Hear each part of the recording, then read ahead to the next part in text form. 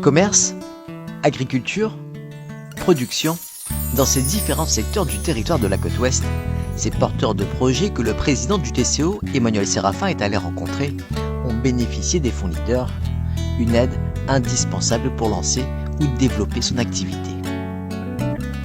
Moi, ça m'a permis de mettre en place mon exploitation tout simplement parce que voilà, il y avait pas mal de choses à acquérir, donc des plants, de l'irrigation, un parc pour les poules, enfin voilà, tout ça, ça m'a permis, grâce au fonds Leader, de pouvoir m'installer rapidement. Elle a vraiment permis à nous en fait de faire le premier stock et du coup, comme on avait besoin de table inox et de rayonnage métallique pour stocker les bouteilles, du coup, elle a vraiment apporté à nous un plus pour le démarrage et sans la subvention, elle aurait été, je pense, un peu compliqué quoi. Même les conseillers aussi, les conseillers aussi, il était là pour aider, il a nous rempli les dossiers, pour montrer le dossier.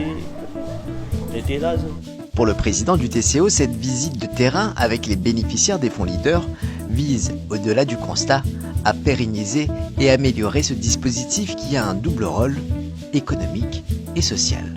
Le fonds Leader, ça a vocation à développer des commerces, développer l'activité économique et développer l'agriculture dans les Hauts. Et il faut suivre ces dossiers-là, suivre les porteurs de projets. Donc ça, c'est les services du TCO avec le TEAGAL qui sont sur le terrain. Mais en même temps, il faut qu'en tant que politique, aller voir ce qui marche, voir ce qui ne marche pas. Et vous savez toujours le lien entre les hauts et les bas. On parle souvent de l'écocité, mais on doit aussi travailler à structurer les hauts, à offrir des solutions de ce type-là pour que les gens vivent bien dans les hauts. Et c'est ça aussi l'objectif.